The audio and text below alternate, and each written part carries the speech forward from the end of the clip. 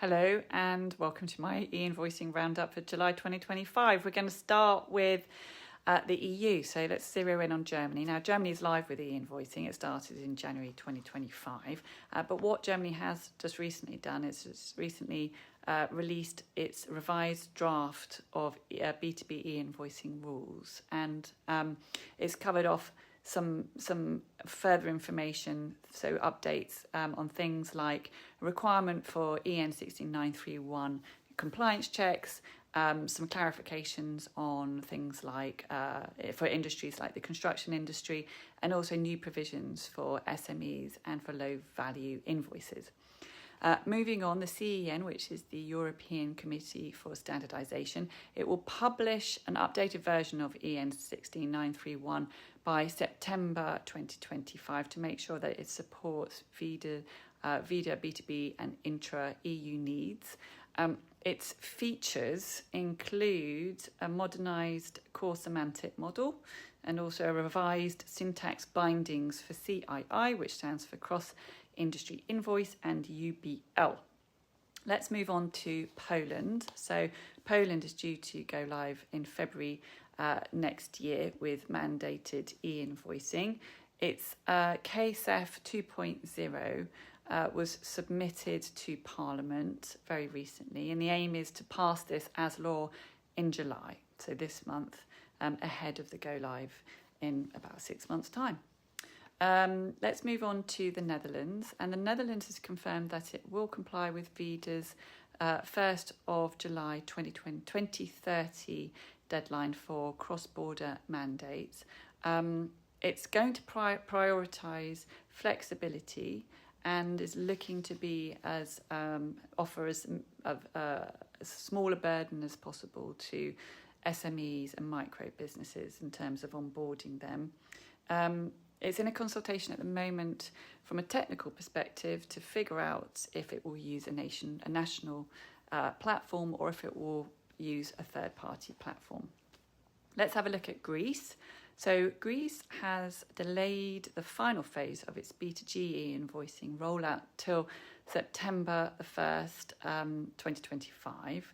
And what this does, it kind of calls into question a little bit of doubt as to whether or not the B2B schedule for 2026 will all run according to plan or if there might be some delays there.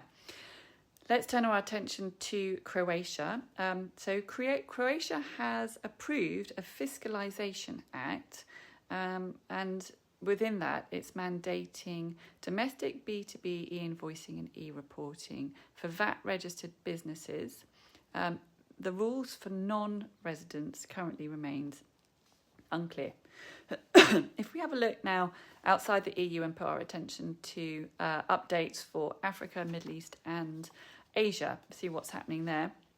So Tanzania has just released its budget, and it proposes extending mandatory e-invoicing, invoicing and e-reporting to all remaining taxpayers, so just broadening the scope there.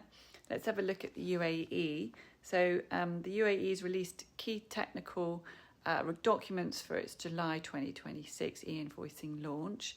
The UAE will be using the decentralised PEPL 5-corner model. Malaysia's updated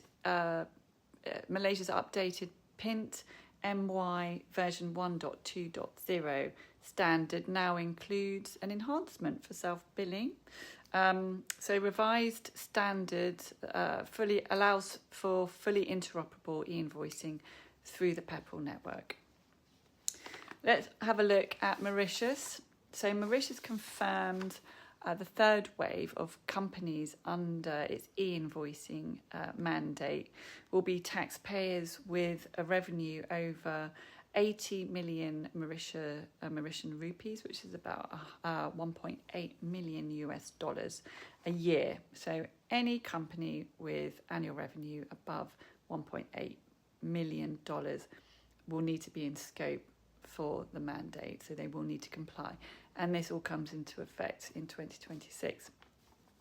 Let's have a look at outside countries, and Avalar has done a really exciting report in partnership with the Centre for Economics and Business Research. So What they have established is that through widespread adoption of e-invoicing, the economic gains could look like something like $616 billion a year, so annual figures. They zeroed in on 6 key global markets, so the US, the UK, France, Germany, India and Australia, to break down what some of the gains might look like in those 6 countries. The US, if it were to entertain e-invoicing, mandated e-invoicing, it could be looking at annual gains of about $116 billion. France goes live next September. That's looking at gains of about $17 billion. The UK, no plans put in place as yet, but once they get going, could be looking at about $11.2 billion gains each year. So that's an interesting report. And just to conclude today's roundup, we did a great webinar with Pagero, Thomson Reuters company, last week. We were focusing on Belgium, and one of the key takeaways for me personally coming away from that is really how much more work companies need to do in order to get ready for the mandates. Now, just a reminder, Belgium goes live 1st of January 2026. It's a big bang mandate, so everyone has to be ready to roll 1st of January 2026. And when asked about the level of preparedness, 53% of the respondents, and please bear in mind this was quite a well-attended webinar, are somewhat prepared but still have quite a lot of work to do. And 29% said that they were concerned about the level of work, the volume of work they had to do. So I suppose my closing kind of message on this roundup is get ready, and get ready soon, get ready early, get everyone involved, get the senior stakeholders educated. You don't want to wait on this one.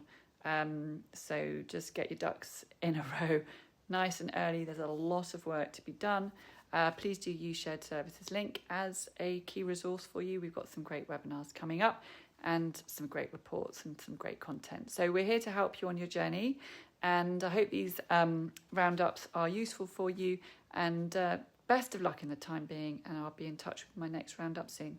All the best.